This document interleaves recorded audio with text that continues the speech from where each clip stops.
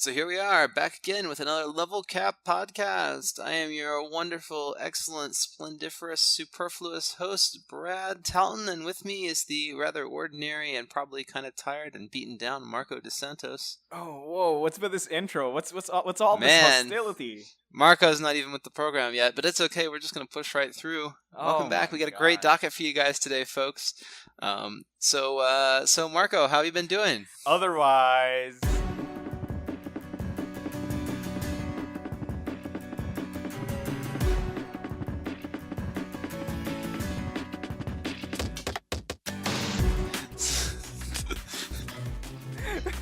I'm doing fine. I've been lacking sleep for the past 2 days, which is why I'm kind of out of it. You know. Okay, I don't plan these intros. I just kind of imprise. So yeah, we cold open every time. This is not planned. What just happened? Is that what a cold open is when you don't know that you're starting the show? Yeah, that's pretty much it. This is a cold open. Oh, okay. Yeah. Huh. We just start the show without, warming up. That's why it's called a cold open. Yeah. Okay, I see. Well, are you feeling warmed up, Marco? Are you ready to get started on another exciting Level Cap podcast? Well, yes, but my question to you is, how are you on this fine New Mexico morning? I'm good. I got up early today. I got some work done on 7th Cross. I got some work done on Devastation Remastered. Now I'm ready to buckle down and get to the actual work of the day, which is going to be answering a lot of emails and organizing pledges for the pledge manager. For which Kickstarter? For Exceed and Argent 7th Cross. They're both shipping, or for Exceed and for and Argent. Yeah, Exceed 7th Cross and Argent. Those two games. Argent 7th Cross. Yeah, no, that'd be different. What would Argent 7th Cross look like? You place your workers down, and then your opponent places your workers down in the room, and then you turn your workers into horrible monsters and murder them all. Yeah, something like that. Or it's a worker placement game wherein you place the workers into maps, and then they side scroll through the maps. Oh yeah, it's like the instead of the big university, you have this castle that you have to go through, and the workers are your different hunters, and they all have different abilities. And oh man, this sounds super cool. Maybe we need to do a new retheme of Argent. Oh no, time. Here we go, boys! All right, see, the best inventions happen by mistake. Yep. So Brad, let me ask you one special question that always leads to our next. Well, segment. I don't answer special questions, Marco. Oh. How about ordinary questions? Okay, ordinary questions are fine. Okay, Brad, tell me and the audience, what have you been doing? Well, recently, I just finished Night in the Woods, but we already talked about Night in the Woods. So I guess I've been playing a lot of board games recently. Me and Josh, A3, we get together every morning. We play a game now before we start work. And that's been pretty instructive. I just finished playing a game called, or I played a couple games in a box called Pyramid Arcade. By Looney Labs. Are you familiar with Looney Labs? They make Flux. Oh, really? Okay. Sorry, yeah. You have to forgive my ignorance of publishers. Oh, it's okay. Among board gamers, they're better known for the Ice House games, or the Pyramid games, as they're sometimes called. And they use these little rectangular or triangular prism pyramids. You got to look them up to really get it, but there's a bunch of different games you can play with these game pieces. They're kind of like a generic board game system. Oh, okay. Yeah. So they published a big box of these a few years ago called Pyramid Arcade, and I've been meaning to get a chance to play it. I finally did get to sit down and play it, and it's quite good. I had a lot of fun with that. We also got to try Sakura Arms by Bakafire, which is another fighting card game. And that was pretty cool. I was really impressed with Sakura Arms and with the customization that you could do in that game. Question. Yeah. Are there arms made out of Sakura trees? No, it's like arms like weapons. Oh. Like armaments. Okay. Yeah. Oh. It's a Japanese thing. Okay. So how is it? What makes it different from our fighting card game? So it's pretty different. It's actually resource based. So the distance between you is determined by the number of like tokens on the board, and when you decide you want to like power up or to guard, you take tokens off the board and put them into your guard area or into your flare, which is like your gauge, and that changes the distance. So if your opponent rushes you down, you kind of run out of resources. You have to be really careful about how far forward and back you're willing to go in the game. Ooh. It's a nice quick little duel. There's a lot of customization, which is cool. You play it with just 7 cards out of about 15 or 16 that are available to your character. Okay. And there are multiple characters? Yeah, there are multiple characters. You pick 2 of them, and you build a deck out of all of those 2 characters' cards in any combination that you like. Ooh. Wait, so it's a 2-on-2 game? No, it's a 1v1 game, but each player picks 2 characters, and they use those 2 things. So, like, I could choose, like, the spear character, or, like, the spear goddess and the gun goddess, and then I use a spear and a gun in combat. That kind of thing. Oh, so it's not you're not picking characters, you're picking skill sets, weapon sets. Yeah, you're picking weapon sets, basically. Oh, okay. Oh, that's pretty cool. Huh. Yeah, it's a neat game. I kind of wish I'd come up with it. It's pretty cool. What if we So, did? Well, we didn't. Unfortunately, it's already been invented by Wink. Bakafire. Published by AEG, Sakura Arms. Check it out. It's fun Wink. stuff. How about you, Marco? What have you been playing? Say something aggressive to me, like standoffish. Just say it. Like standoffish? No, like I mean, like say a phrase Like- or a word that's standoffish. Well, I don't. It's not like I really care what you've been playing, Marco. I just ask because it's a podcast. Well, Brad, you know? them sounds like fighting herds. Oh wow, that's what you've been playing. Yeah, I'm sorry. Yeah, but I've been playing them's fighting herds. I've heard it's not. I've heard it's not half bad. I See what I did there? Hey. So this is the My Little Pony fighting game, but not anymore. It originally started that way, Yeah, and but then now it's got its own original cast. still made and designed by Lauren Faust, so Mm-hmm. it might as well be another My Little Pony game. It's pretty fun. I haven't really got into the nitty gritty of the mechanics yet, so I think one frame of reference I'd have for this was I recently just came off of Dragon Ball Fighter Z, and Mm-hmm. like they tried their best to make that game easy to play, Dragon Ball Fighter Z, because Yeah. what do you call this? Every character basically shares the same default combo with a few exceptions. Yeah. So Okay. Yeah, that's getting more and more common these days. yeah, so but I guess my problem was like I couldn't do any of them optimally. And so basically I could play every character at like 70%, but I like Mhm. couldn't feel really good with one character. I think that's my problem with like 3v3 fighting games, is that in the end I prefer 1v1 fighting games because I like getting into the character of the character I'm playing, if you get what I mean. It's kind of hard to do that. Mhm. It's kind of hard to embody the character when you have 3 people, right?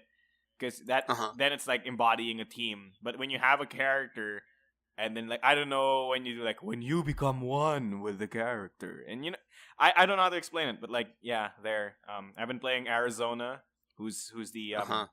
reskinned Applejack, and she's pretty fun. Uh-huh. Is there this like top-down RPG adventure in this game? Is kind of what it looks like. Top down. There's like what do you call this? There's like I think that's their lobby system. Oh, okay, that's the lobby. I see. I'm looking at screenshots here online. Yeah. So I think that's the lobby Interesting. system, and that's how you meet and fight other players. You know, I've Huh. just been in the lab and just testing out combos and stuff. I already figured out a few things, and it's pretty fun. I don't know. It's always great to get into a new fighting game because everything is so new. And you don't know who's the good characters yet. You don't know who's OP, who's not. It's like the Wild West. But instead of taking over Yeah. territory, you take over fictional equine animals. I see. I think your metaphor kind of breaks down there, but I get the idea. Yeah, so that's what I've been playing. On the other hand, I've also been Interesting. yeah, I've also been playing a game called I don't know how to pronounce it. It's Vagante, Vagante. It's a. Hey, Brad, guess what genre of game it is? Puzzle game. No, one more guess. Remember, I'm the one saying that I played this game. It's a card. It's a deck building. It's an online. It's a digital deck building game. Oh, it's pretty close. But no, it's a procedurally generated roguelike dungeon crawler. Oh darn! That should have been my next guess. That Yeah, should have been my second. should have guess. been your next guess. Yeah, it's pretty fun. I haven't gotten into the emergent gameplay yet, but there's some stupid stuff you can do, like lifting a barrel to throw it at a guy so that it bounces off his head and then hits another thing.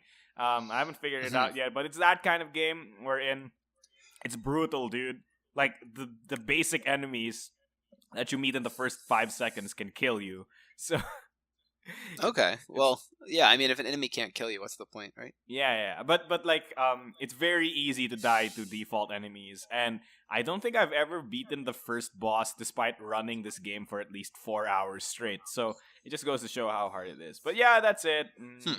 So them's Okay. fighting herds, Vagante. That's what I've been doing.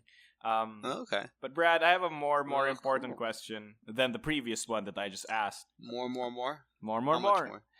More, because are we gonna have a special segment for this episode?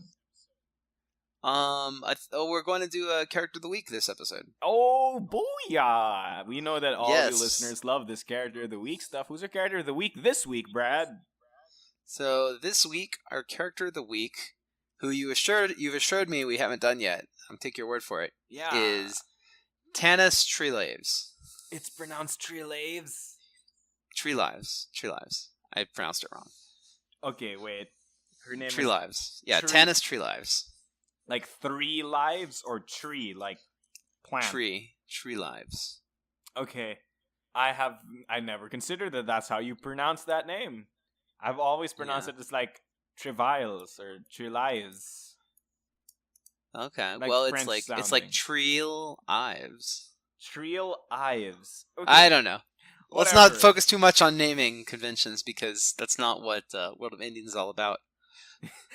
we don't care. Okay, it's not Whatever your name is, we don't care. It's a joke now. Like I just imagine in the world of Indians, like hi Bob, Bob, Bob. Like the same person gets called 7 different things because nobody cares about pronunciation apparently. I'm sorry. What horrible things have I wrought? Oh, this is my favorite character. His name is Kokaru. Okay, anyway, let's talk about Tanis. Yeah, what's Tanis all about? What's Tanis all about? So Tanis is a character from who was first introduced in BattleCon Devastation. She is a puppeteer, and she is a ghost. These are her 2 defining traits: that she is a ghost who also controls puppets, and she also controlled puppets before she was a ghost. But then she decided to become a ghost, and controlling puppets got even easier. Wait a minute. So now, Wait a minute. she ghost puppets. What? Did she? I don't think you can just decide to become a ghost. Well, okay, that's true. Her father, who was a dabbling necromancer, made her into a ghost. When she was when they were both about to die anyway from poverty and starvation, he ended up turning her into a ghost. Okay. Using ordinary everyday, your standard kitchen grade necromancy abilities. Okay, so does that mean like her soul is bound to a physical thing? Not to a physical thing. It just isn't like when people die in Indians, their ghosts get pulled to the Well of Souls, where they are then kept by the demons and presumably judged if they get to go into the afterworld or not, or if they go into torment. And so, in order to avoid that whole rigmarole, you can do certain rituals and become a ghost. Okay, does it always have to be necromancy? Can like it be another thing? I mean, it's not quite. It's a couple different things, but I don't want to get too much into the technical details of all that. Just it's a thing. It's a thing that you can do. And purposely turn yourself into ghosts. Yes. Okay, Yes, but only yes. humans can become ghosts because only humans have Yes. souls. Kind of. Kind of.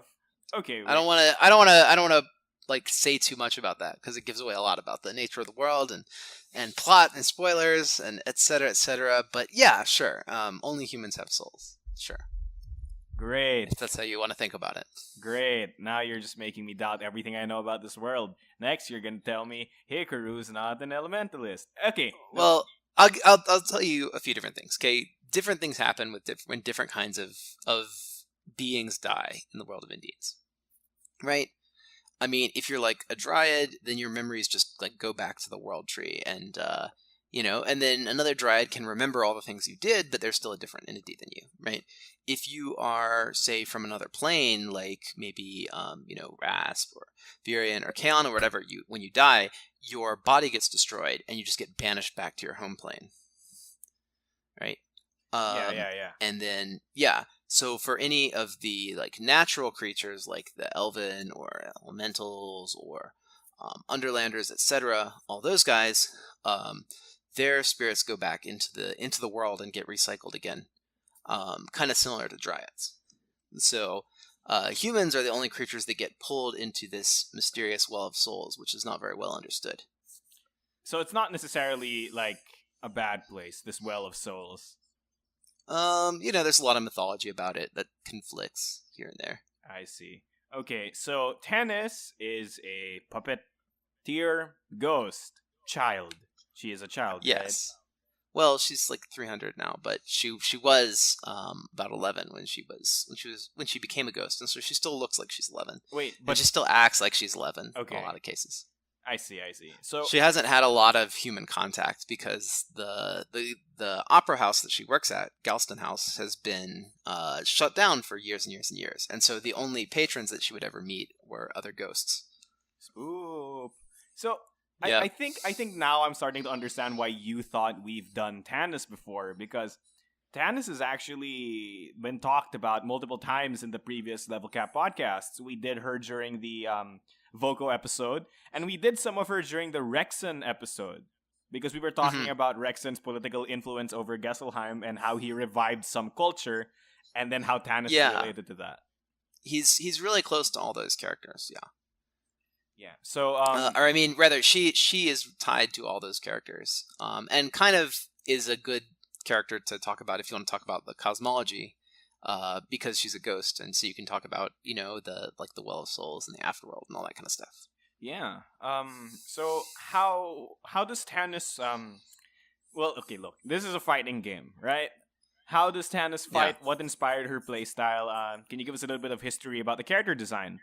Okay, well, I guess we'll say like why does Tannis fight in the first place? Because she's a pretty peaceful character, and also she Oh. can't actually die anymore, so fighting seems kind of pointless, right? You could just stand there and like point at your opponent and laugh, and they couldn't do anything to you. Because you're a spook ghost, right? Yeah, because you're a ghost, right? I mean, maybe Magdalena could do something about it, but not everybody could do something about it. So, anyway, so the Overlord Rexon was revived, and Tannis was well, let's start at the beginning, okay? Okay. Tannis inherited Galston House from her mother. Her mother mysteriously disappeared a few years before before the fall of the Empire. The Empire fell. Everybody got poor and sad and hungry.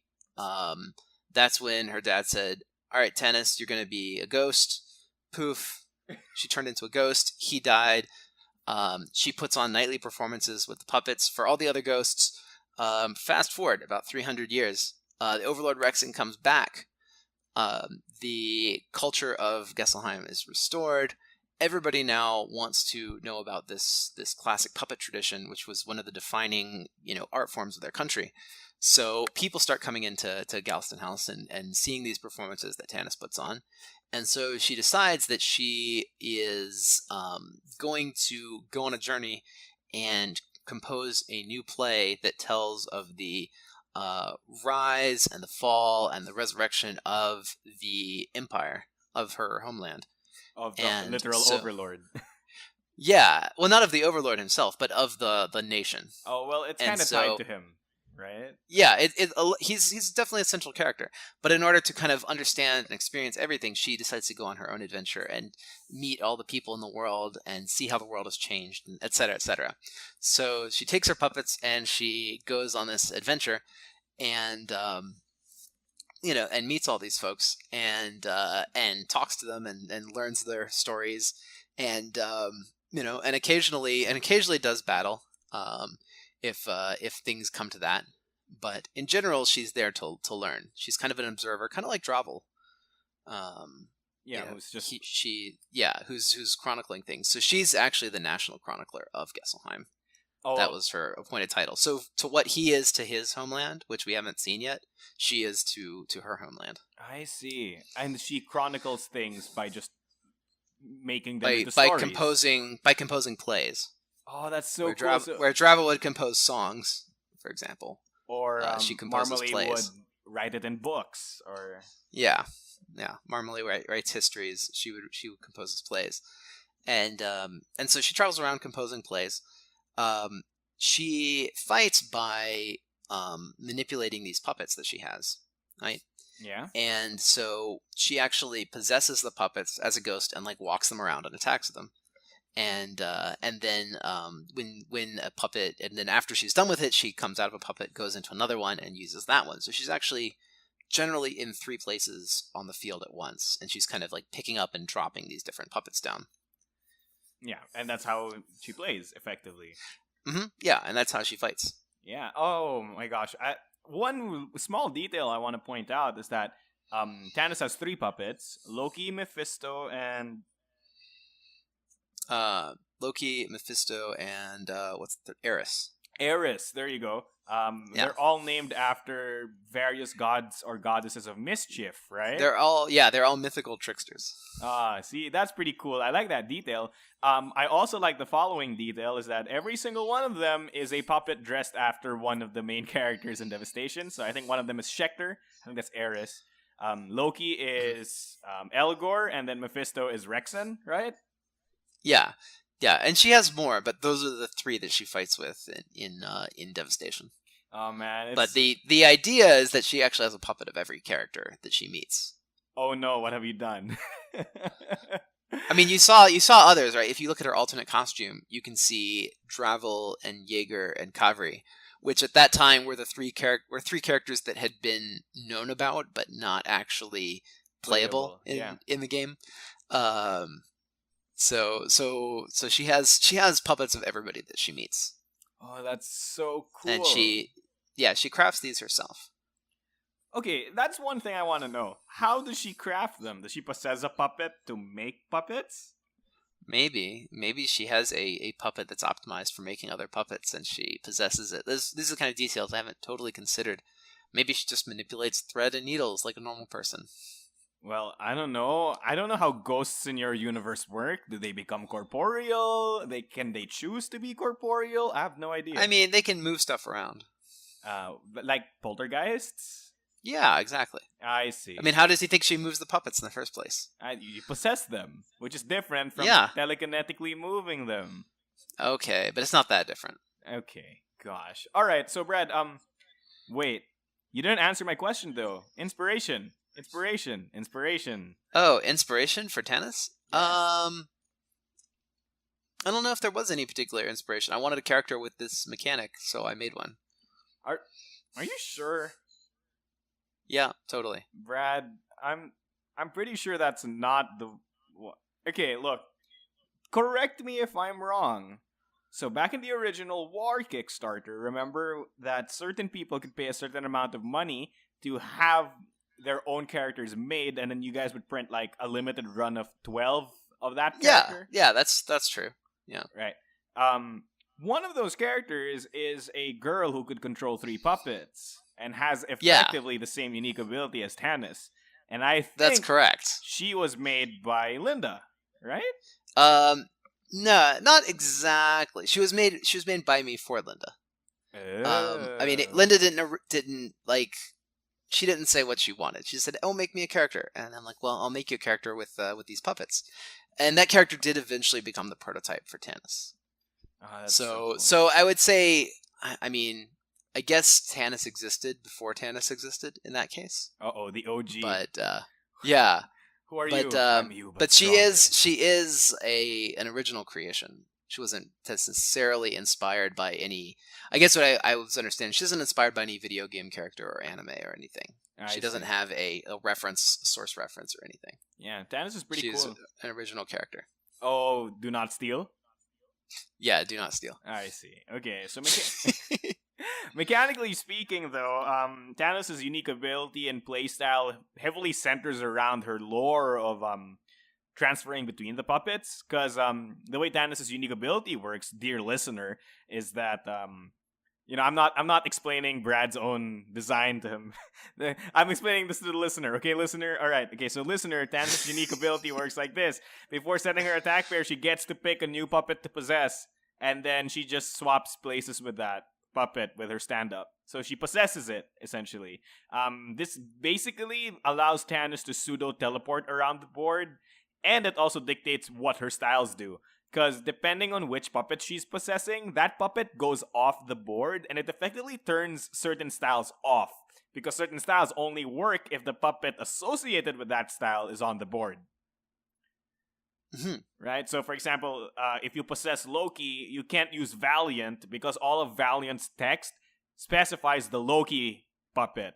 But because you possess Loki, well, you could still use it. It just won't have the same effects. So this is a big thing about Tannis, right? Because in her gameplay, she's a very control character. I'm not sure if that was intended or not, but a lot of Tannis' effects and styles allow her to control spacing, allow her to control what her opponent does, and she even has the what's the name of that style?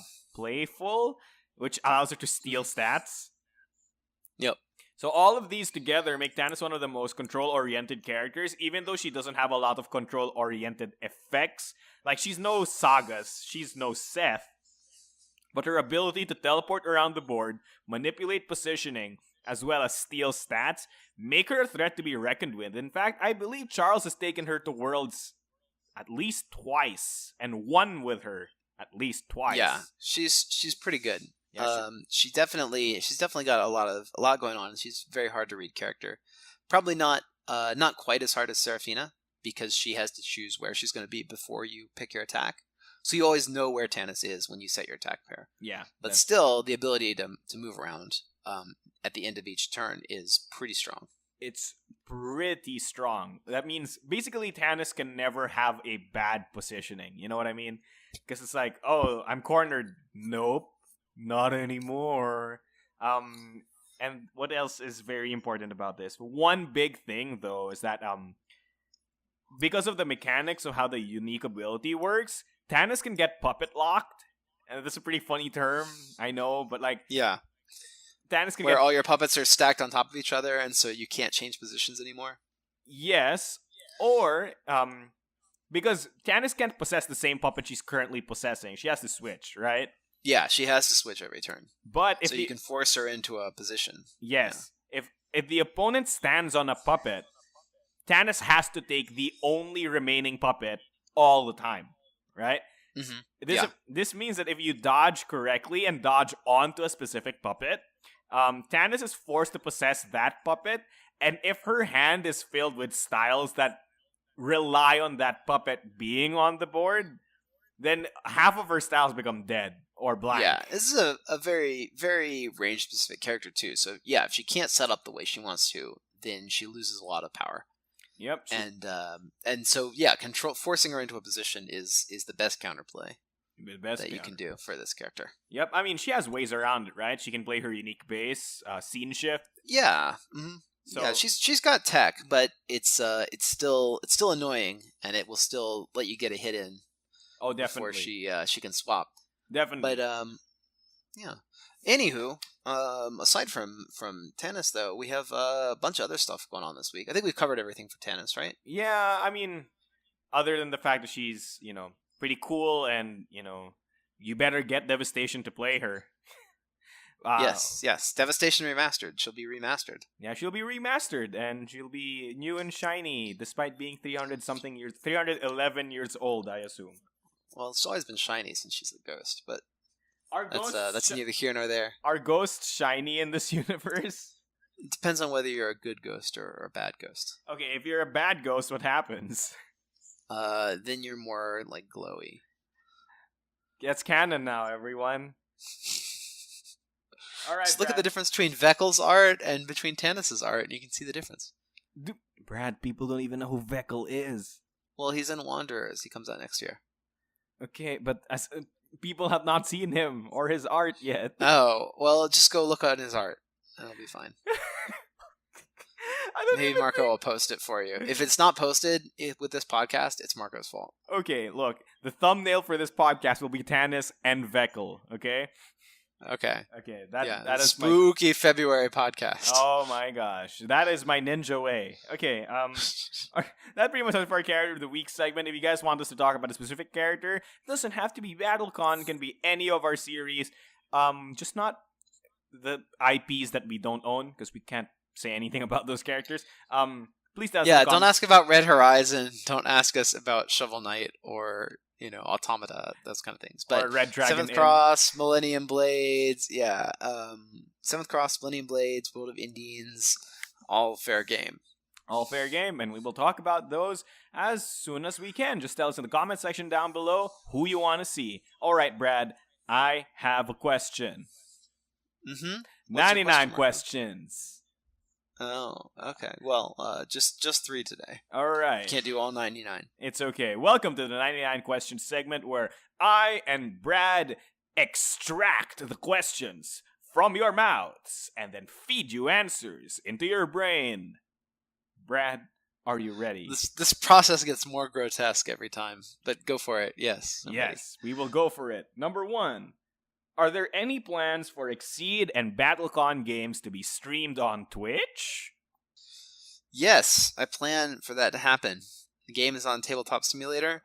The plan is for you to stream it at your leisure, and if you tell me about it, then I will publicize it. Yes.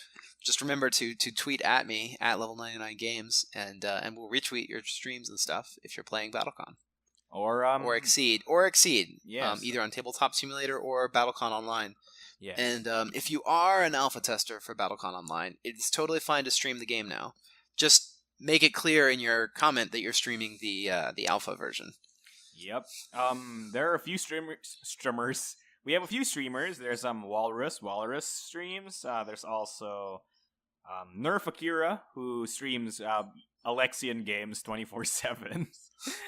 I think that's the only character he plays. And then there's I know I'm forgetting some people, but like Cameron Seki sometimes streams his development of the game. Right, so right. You can watch along with him. Yeah, you can watch Cameron spend like a few half hours coding animations and stuff. It's pretty cool. Yeah. I love it. And Noko's been streaming artwork for the game. So the master costumes. Yeah, the master costumes. Oh, speaking of which, I saw the 7 master costume. Is her master costume that? Is it just that she's older? Well, she doesn't really get older. It's more that she's just, copying an older version of the same person.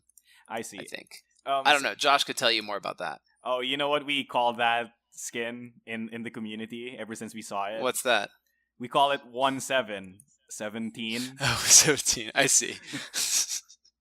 Yeah, I guess that may be appropriate. Yeah, right? Because you need to reach level 10 to get it.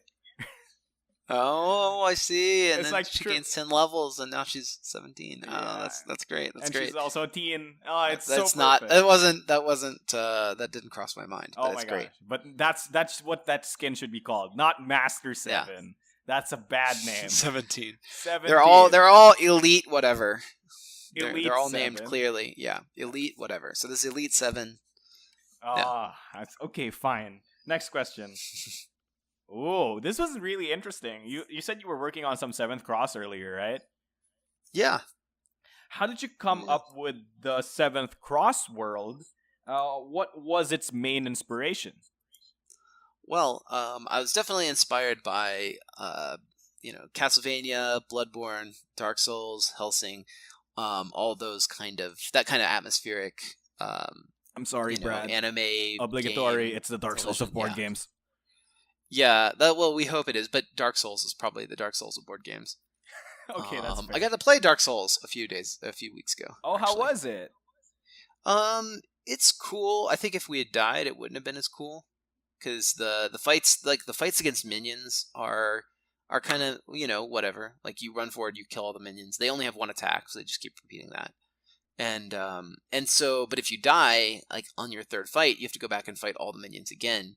But you've already proven that you could beat all these minions, so it's not. A It's not challenge. as yeah, it's not like really a challenge again. It feels like it's just busy work if you have to do it a second time. Yeah. Anyway, but we managed to get to the boss and beat the boss on or the first mid boss. That took us about 3 hours, and so if you want to do the full campaign, you have to do two stages: one against the mini boss and one against the main boss, which I guess must be a 6 or 7 hour slog. Slog. Um, yeah, like the game was interesting, but it was probably a bit much for what it was. Yeah. If that makes sense, like it was cool to have all this stuff. I think that some of the that's the thing with licensed games, right? Like there's certain things you have to include, like dying and running through and respawning all the monsters because it's Dark Souls. Mm-hmm. And but if you were to truly capture the essence of that game, I think you probably wouldn't do that because it takes a lot longer to run back in a board game than it does in a video game. Yes, it's true. A lot of people also complained like it takes so long. It's so grindy and all that stuff. Yeah, well, that's like because you have to go back through the stages that you already beat or that you've already proven you can beat. Except now you have even better gear and stats, Yeah. so it's kind of like why. Why? Like now I beat this. I beat this when I was weak. Now I died to the boss, and now I'm real strong. But I have to beat all this stuff again. Oh Yeah. well. Anyway. So Yeah. so your main inspirations: atmospheric, like medieval, Castlevania-y, right? Yeah, that kind of a motif has inspired a lot of it. Um, and so yeah, so we've tried to bring that into the game But you made and it more to modern, right? yeah. I mean, it happens in like the 1930s. You don't I mean, you'll feel some of that, but in a lot of cases, you go to older places like ruins and stuff, and so you don't necessarily notice the exact era of the game. Oh, okay. But sometimes you'll go to a city and it'll be a modern city and there'll be jazz clubs and lounges and old fashioned cars and you'll be like, oh, this I remember that. This feels like it's that era. Yeah, I mean, So like, there's a little bit of that too. I guess it really depends on which characters you end up playing as, right? Like, if one of your characters is Renea, it will always be a waking reminder that you're set in the 1930s, 1940s. Yeah, it's just kind of tied to that era. Whereas some characters are a bit more timeless, like Zolt. He looks like he walked out of a Castlevania game, and Joffrey just dresses like he's from the Middle Ages. He doesn't really care anymore that what era it is. Wait, is Joffrey like an ageless being? I just No, realized that. no, he just dresses like like he dresses like he's part of the secret order that defends the world from monsters, and not like he's a man in the 1930s. Okay, that's fair. I mean, like, I thought you would like say something more along the lines of like Iacquis, who's dressed up as a samurai the entire time, right? So, Yeah. Well, Yaquis is not like a player character. He's a boss you'll encounter in the game. oh, he's a bad boy. Yeah, yeah. Oh, okay. See, man, every time we talk about Seventh Cross, you just make me want to play it. It makes me want to play it too. I'm finishing up the storybook, or I say finishing up. I finished up the skeleton of the storybook, so I'm like now filling out the events. Ooh. Ra- So that's ra- coming along. random events. Oh man, I want one of the random events to like glitch the game. That would be pretty cool. This is not a creepypasta board game. No, I mean like like it just does something weird. Like there's like like the card flips and there's like glitch text or whatever. That's pretty cool. No, I don't think we're gonna go that far. Sorry. Ah, okay, fine. All right, last question. Ooh, are there any plans to make a find local tournaments application or site for level 99 games? I think I have the answer to this one. Well, we should. Yes. I mean, I think the answer is that we have one planned. It's not fully implemented yet, but Take it your time. is. It is. It is slated to happen. It's just that other things have taken priority over it, mainly getting BattleCon Online servers up to par. Yeah. Oh man, BattleCon So- Online's getting there. But until we It's get getting there, there. though, you can check our Facebook pages because people are now submitting events to me, and I am publicizing those events as Facebook events. So if you want to see if there's a local tournament, at least that somebody's told me about, it'll be on our Facebook. Yeah. So if you, so Marcos is taking point on that in the meantime before we get the full system up and running. Yep. So just send your events to him. And where can they send things to you, Marco? Just send it to my email. My email will be in the description of this podcast or this video. It's mechanicritic@gmail.com, So, yeah, I mean, just send it there and I will have it up to the website so that people can see and we can advertise. Remember, if you guys have events, we will advertise the events for you because who doesn't want more people to play games with them, right? Yeah, exactly. Well, unless you're like a solo gamer. Anyway, that's besides the point. That pretty much does it for our level 99 questions. Level 99 questions. No, wait. Our 99 questions segment where we answered your hot-pressed questions with our yummy answers. Mm-hmm. It sounds weirder every time. I think I'm feeling it now. All right. Oh, Brad, I have a fourth question. See, this entire podcast episode has been all about questions, and this last question is, are you okay to end this episode of the Level Cap podcast? Oh, wait. Ask me again. Are you okay? Busta! Oh no! I should have seen Take that. coming. Terry Bogard, no! All right. Okay, Terry. And otherwise. And See ya. All right, see you. Goodbye, everyone.